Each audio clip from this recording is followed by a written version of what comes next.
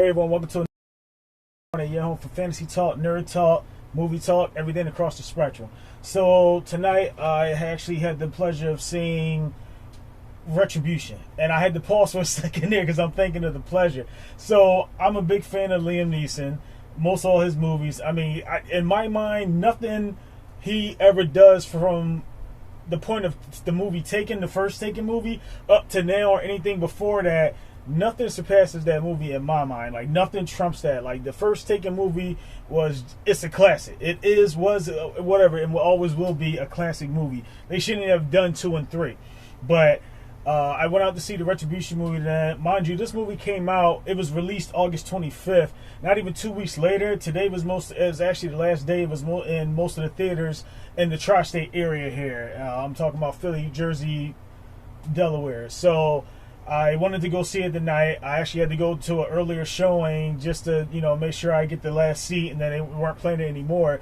And apparently, it just seems all over. The consensus is that a lot of people weren't really into the movie like that. And then on top of that, like, I guess between the budget and the producers and all, they didn't really have too much faith in it. But they figured, hey, we had Liam Neeson on this contract. He has to do another movie, and here we go. So my take out of this, I'm going to give it a 6.5 out of 10.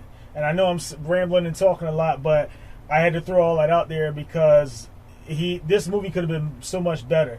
And it was basically a wild goose chase. Then there's a big plot twist at the end, and you would think that it'd make things better, but it really doesn't.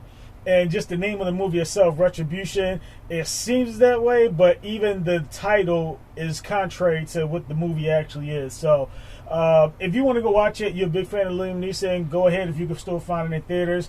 Most likely a movie like this is going to be on streaming within the next, I'm going to say 3 weeks to a month or so. Very soon, put it like that, it'll be on streaming. You may be able to even go and get it now digitally. I haven't looked or checked yet. But yeah, like I said, 6.5. It was supposed to be full of, action, thrills, and just the suspense that's supposed to be killing you all the way to the end. And then when everything does unfold, it's like, yeah, this is a Liam Neeson-esque type of movie.